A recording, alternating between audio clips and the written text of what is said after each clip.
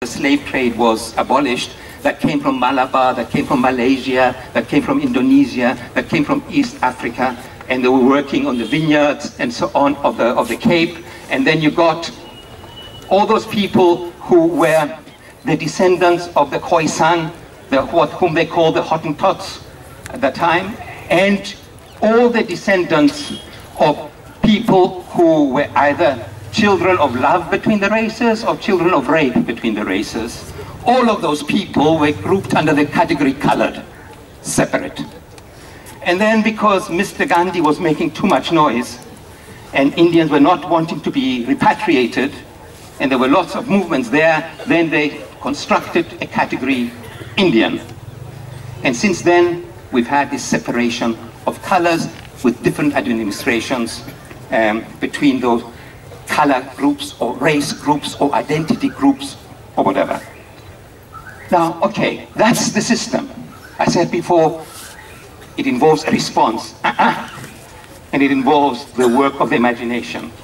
Why did the first people who, let's say the parents of Mandela, just to make the story a bit more tangible, why did they say, not native, African? We are Africans. It was the work of students again in those days. If you were clever in the colonies, you were sent to London, or to the Tuskegee College in the US, or to Paris if you were in the Francophone Africa, or Lisbon if you were from the Portuguese colonies.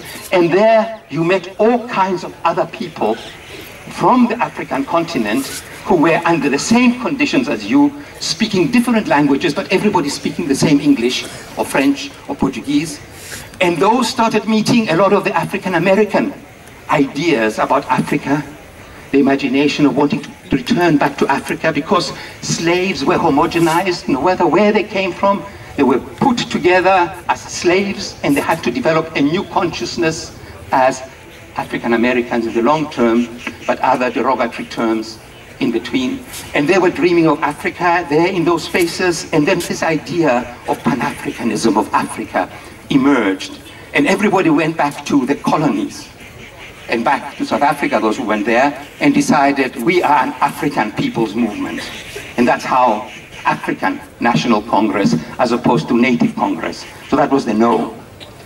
And then the other thing that the movements in India and South Africa shared is that they were not just any kind of nationalism.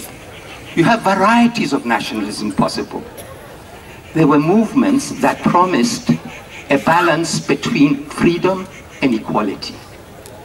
They were there in the project of those national movements to achieve some kind of freedom which arrives at a balance between freedom and equality. Now that might be the problem and the trouble. There are easier movements where you want to restore an ancient past and restore feudal relations, and movements that bring back the king and bring back the queen and bring back the horses and bring back the elephants and bring back the giraffes and so on, and have a restoration of the past. And there are movements that want to have this search for a balance. And nobody's getting it right, this balance between freedom and equality, but at least the movements promised it. Okay, and that's what makes them different from other movements in the colonies. So, if that point is understood, then the generation of the parents of Mandela bequeathed to the next generation this idea of an African freedom, an Inkululeko, a kind of thing that would, in a sense, revalue the past, but create a better future. And the mobilization started, and the Second World War came, and the government promised them, if you come and fight, then we will give you your freedom. And they went and fought, and they didn't get their freedom, and nationalism started becoming a little bit more angry in all this. In this mobilization that was happening, at the same time, Afrikaner nationalism that demanded strict separation of the races and whites to keep control of the country, started mobilizing, and the apartheid government kicks Jan Smuts out in 1948, and apartheid as we know it comes into existence, 1948. Apartheid did not invent racism, racial domination, but it perfected it. It just kind of tied all the corners. Of course, this created militant opposition. This militant opposition created two movements at that time. On the one hand, there was the people who supported the Freedom Charter, and that brought together the African National Congress, the Natal and the Transvaal Indian Congresses, the Colored People's Congresses, and so on. All the Congress traditions adopted the Freedom Charter, which argued that South Africa belongs to all who live in it, and therefore it was non-racial, and therefore, and we don't have time today to describe exactly what the Freedom Charter involved. And then there is the Pan-Africanist movement that develops out of that, that didn't like that. That said, Africa for the Africans, Pan-African idea, and so on. Now, they weren't racist in that argument. Africans are those who accept African values, and so on. So these both movements started getting more and more militant. There were anti-pass campaigns, there were strikes, there were demonstrations, and then there was a crackdown from hell. And people were arrested, were detained, were tried, were sent to long terms in prison. People fled, went into exile. Mandela and others then decided to go the Bhagat Singh way, pick up arms. So therefore, formum contra his way and start now an armed struggle. And he's arrested, and we know the story, 27 years in jail. So his generation, having been bequeathed this idea of African nationalism, started making it into a militant African nationalism that wanted revolution and transformation. But afterwards came years of seeming quietude. Nothing was happening, it seemed, until the late 1960s, things that were percolating and boiling started happening, and you see the emergence then of my generation, not Mandela's generation, but my generation. You see the emergence of Black consciousness movement, of the United Democratic Front, of women's movements, of longer, as we say. I am honored to be here in this Freedom Square. I am honored to be here because you have shown an incredible self-restraint. It's amazing what you've achieved in the last week.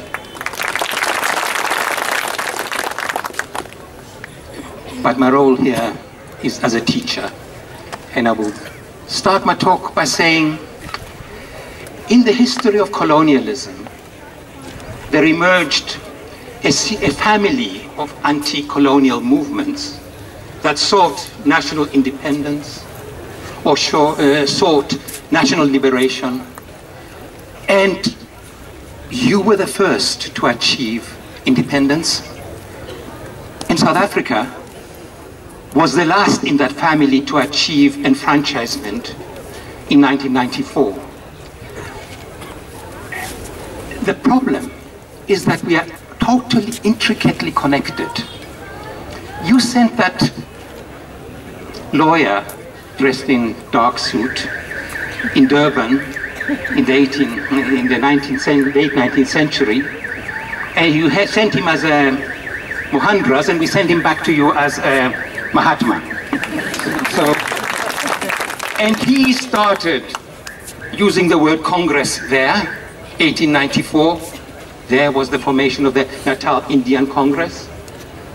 And then, after the intransigence of the colonial powers, African leaders started calling themselves the South African Native Congress and formed the African National Congress in 1912.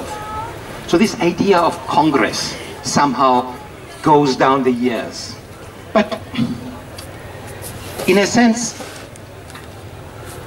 because of the large Indian community in South Africa, because of the history of indenture, because indenture came in to replace slave labor, because of the millions by now, Indians in South Africa, the story of India has always been close to us. And I spent 27 years in Durban of my teaching life, and I have followed India very closely.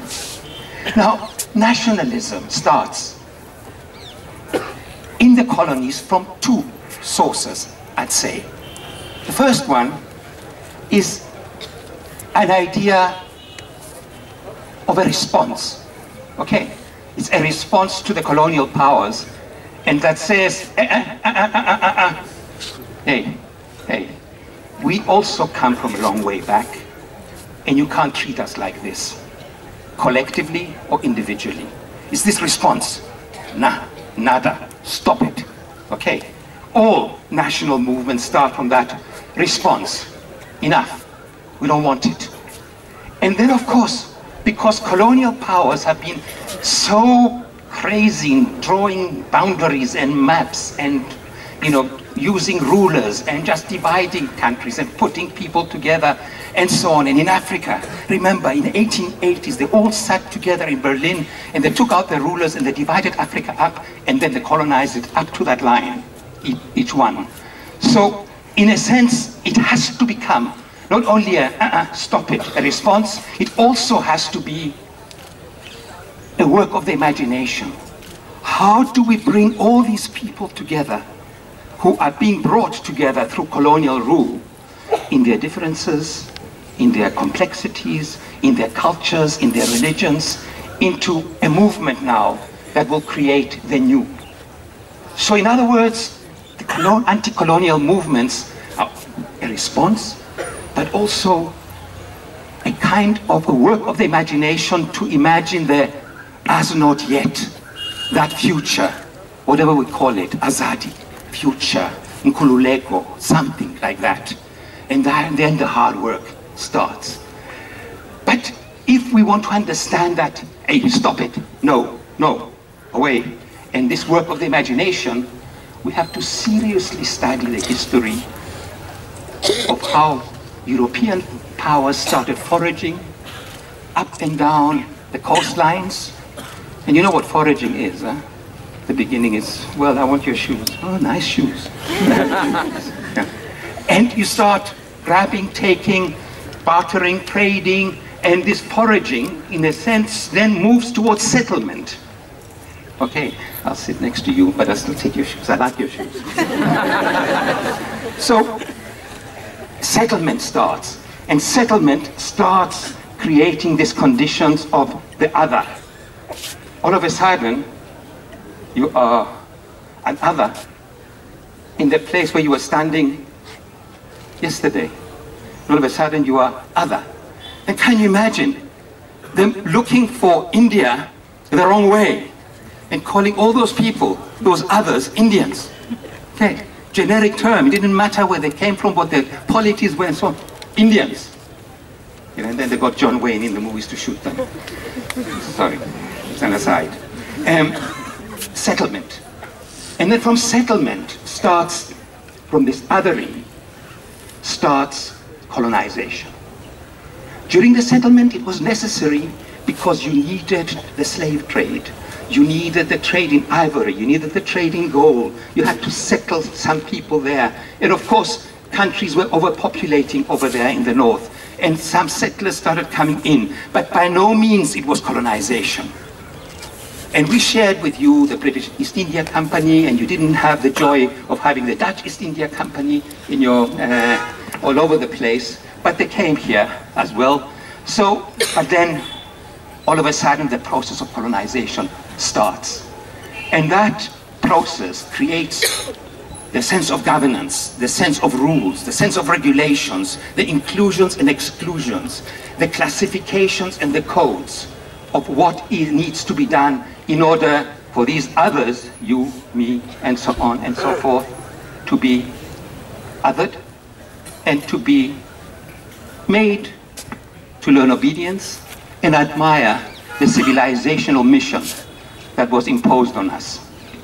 So that is basically only a deep study of these processes of colonization that will allow us to understand why nationalisms in the colonies differ from nationalisms, from other places that have not been colonized. Now, of course, the British had a torrid time in India, poor chaps.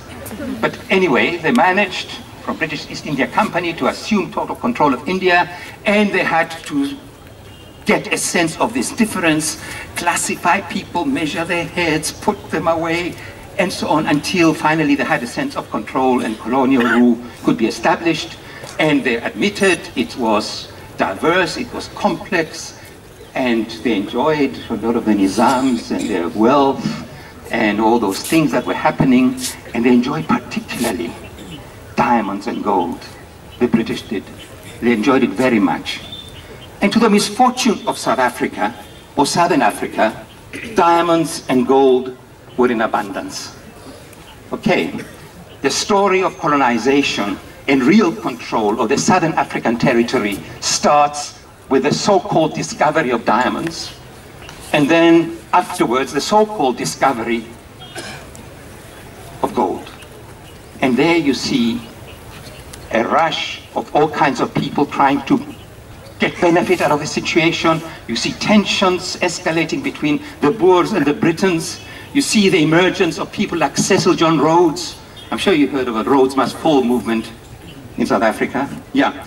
Cecil John Rhodes, who takes control of the diamond fields and establishes systems and then moves on to the gold fields, and before you know it, after the war, the Boer War, sorry, where the Britons fight the Boers, and they come together, decide, let's have a union of South Africa, and they decide on the rules of the union, and they exclude 75% of the population from that union of South Africa. So it is very important to understand, in terms of the South African story, this process of colonization, discovery of gold, and then creating the labor forces to dig that gold, creating the migrant labor system to dig out that gold, and to see the Union of South Africa emerging as a state, and then the majority to be excluded. It was a quick process. 1874, you put natives in reserves. That's 13% of the land. Natives then have to be tribes. They can't be old polities or anything. They're tribes, and they have to be ruled by customary rule, and therefore they have to have their homeland kind of thing, and then it's the reserves, that's where they go, the reserves. 1886, you create the pass laws. No native can move out of the reserves without carrying a pass. If you do, oops, into jail. And why? To regulate the migrant labor system, to dig out the gold. You needed the labor, but you needed to exclude it at the same time. So 1886, that happens. Then of course they find out that Zulu people and Xhosa people are not very interested in digging gold at 3 kilometers underground. So therefore you create the poll tax in 1906, which compels every household to pay taxes in cash. And therefore somebody has to work. Okay? And you start getting, by 1906, a regular stream of labor. And by 1913, you have the Land Act that demarcates what is private property for whites and what is reserved land for blacks. And whoever is in the way to the reserves. 1913. By 1923, you have the Urban Areas Act that says nobody can be here who is black in the cities by right, only by exemption. And you have all kinds of exemptions for some people to be in the cities, but never permanently. 9-year leases, 99-year leases, and so on. And the majority is supposed to be tribal and in the reserves. So that is, in a sense, how the story starts. And then to cap it all, 1924, you have the Industrial Conciliation Act that defines Africans as non-employees. And therefore, even if they organize trade unions and movements, they won't be recognized. There's no compulsion to recognize them. So native rule, what I'm trying to say, the creation of the native in Southern Africa is all about that. So at the same time, what I'm trying to say is that the natives in general, but tribes in particular, and that's how indirect rule is imposed. And they did it because why? Because they said they learned the lessons. Mr. Lugard learned his lessons in India, and therefore wouldn't do the mistakes that they did in India Therefore, you need this regulated and regular system of control. So there you have native rule. And then, of course, you've got other problems. You have to separate all kinds of other colors. And you take all those poor people who were liberated as slaves by then, because you have democratic shop steward structures, and people remove that leadership, you elect the next one, you elect the next one, and then the bosses start getting pissed off if you start taking too many workers away, from the shop floor. But anyway, that sustains a lot of the energy for what is going on. And by 1989, you don't know, with another state of emergency, another situation, you heard the word emergency. If it comes, it's serious. You know it from earlier days. And people get picked up, you don't know what's happening to people, people get disappeared, and so on. And the Truth and Reconciliation Commission is still searching for people. But anyway, so 1989, you think there is no way forward, and then starts a defiance campaign again, and all of a sudden, Mandela is released, and change starts happening. So we don't have time again to talk about what are the implications of these nationalisms once a negotiated settlement gets reached. What does it mean, this balance between equality and freedom? In our case, the compromise was, there were 3 compromises and a promise. The 3 compromises, first about land. Land will not be considered for restitution before 1910, the formation of the Union of South Africa. This is a major concession, because the mines and also all the colonized land can't be returned to the communities that lost them. Secondly, it's a compromise that government, management, and labor form a tripartite thing, so they can talk to each other instead of fighting each other. And then the third thing was a compromise between traditional authorities, chiefs, kings, and so on in the countryside, and urban modernists, that you will keep the customary areas under customary rule. And the promise is a reconstruction and development program that will bring about equality. There was no problem about freedom. The constitution that came was about total freedoms. At the moment, I can say anything I like, but that doesn't mean that my neighbors won't break my back. But at least I won't get any formal sanction. So, nevertheless, these are the problems and the constraints that we encountered. And this search in South Africa for equality and freedom of this post-colonial society is still searching for the ways through which a growing inequality in the world can be redressed or addressed. And the tensions are many, and new movements are coming up, and it's complicated. But all I'm trying to say, though, is that looking at India, from afar, we saw India as also the laboratory of the national question, your national question. We read extensively Tagore, Kamini Roy. Who else did we read? We read Gandhi, we read Bhagat Singh, we learned about them. We learned about Nehru and Ambedkar. We learned all about all these tensions, EMS, everybody, including Jinnah and the RSS and so on. We learned and we saw this as India struggling to find itself in terms of this promise of creating a better society that balances freedom and equality. And you've got your constitution, you've got ours, they're very problematic, but I hope the JNU was the custodian of this national question, and that's why it was created, still keeps the tradition of freedom.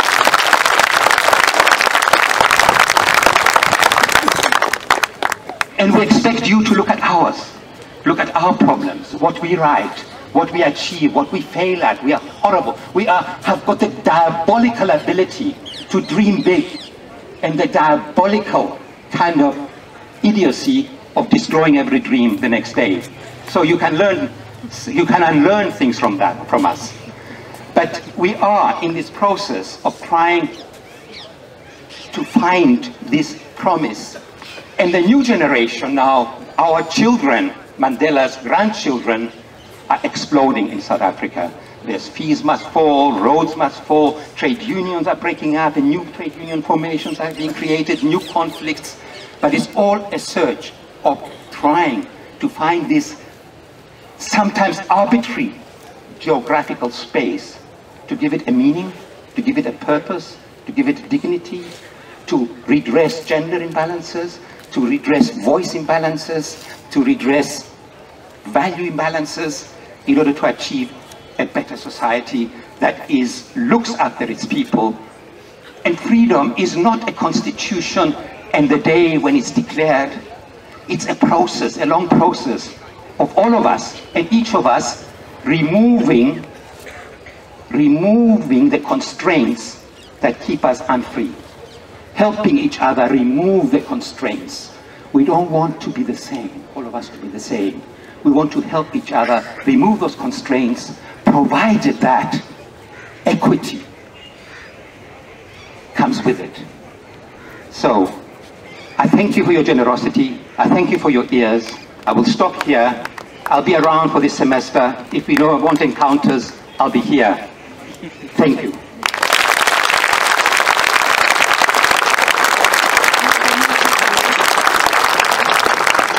I was requested to do poetry at English. When we're back in peace and so on, the English department is going to host a poetry event. But I might come one of the gatherings ready for that. I'm a bit tired now to do poetry. Questions? Any questions?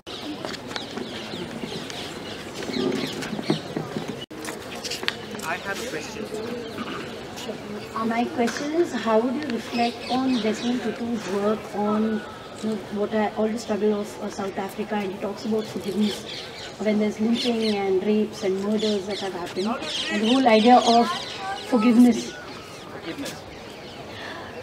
Desmond Tutu's work, how would you reflect on his work regarding, he gives the idea of forgiveness.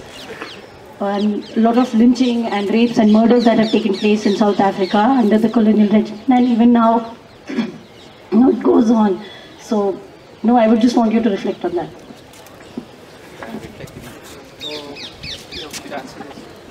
Yeah. Okay. Desmond Tutu had a very important role to play, both as an anti-apartheid activist, as an ecumenical clergyman who accepted all religions in their diversity, and he had the role of leading the Truth and Reconciliation Commission. It was a very important moment for South Africa. It cannot bring justice, a Truth and Reconciliation Commission, but it brings society to accept one crucial thing, which is very important, that the past was regrettable. Okay? There can only be a move away from lynchings and the symbolic lynchings I'm listening to on TV every day, if people accept that something in the past was regrettable, and no one escapes that responsibility of history. Some are perpetrators, some are victims, the victims become perpetrators, and so on. Let's accept that there was something regrettable before we can go on. Tutu taught us that. Tutu continues to be an ecumenical spirit. He's not a politician. He gets into trouble for shouting too much in his government, but nobody will touch him. So he was the voice that allowed the transition to happen by saying that past was regrettable.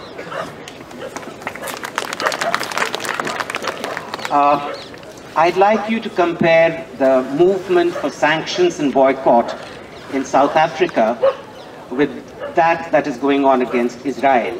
It seems to me it was very important in bringing apartheid down.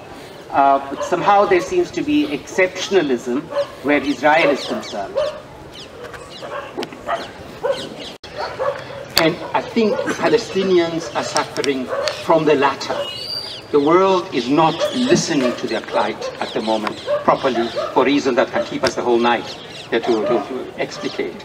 In the South African case, somehow the decision to move the anti-apartheid struggle onto the civic disobedience and moral sanction started getting a lot of traction in Europe and the US.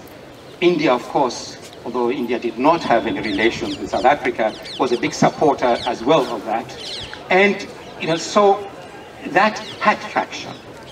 The interesting thing for your political science seminars, and perhaps sociology and history seminars, is why is it that the Palestinian voice is not being listened to? and therefore the boycott is not getting traction? It is a serious and very important question that you're asking. And it seems that in terms, to give a proximate answer, in terms of the geopolitical arrangements at the moment, and in terms of the vested interests in keeping the Middle East in a certain imbalance or balance of powers, the Palestinian question is a problem because it threatens a major, major ally in all this. So, what else can I say now, briefly? Thank you. We need to understand nationalism in context of India, and JNU can play a very constructive role. Could you please suggest us how can we play the role to educate our people? How is our nationalism? Okay. How? Okay. Here's my 2 little logs for the fire.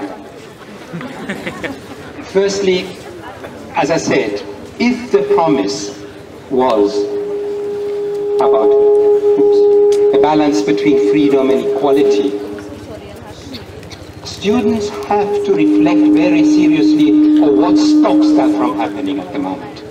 What stops that idea from becoming real? What stops people from exploiting each other like they do? What stops this poverty? What stops these conditions that reproduce the caste system?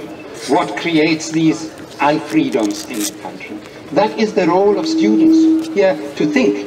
And like the Pan-Africanist students in the old days, students again are on the lead. They have to think, they have to find answers. This is also your third generation. You have to think. The second is that JNU is surrounded by incredible pressures, not political, but also educational now. There's a new model that is being purported everywhere in the world. It's hitting Africa, it's hitting you, and so on. That all these kind of debates and all these things are not instrumental. You know, you need to be accountable to the market in some way. You know, who's going to employ you, and so on. Do away with philosophy and all these rubbish subjects is the idea. You must never outsource your brain. It's the only thing we have. Without theory, there is no practice. Don't outsource your brains. That's my second law. Thank you. Thank you so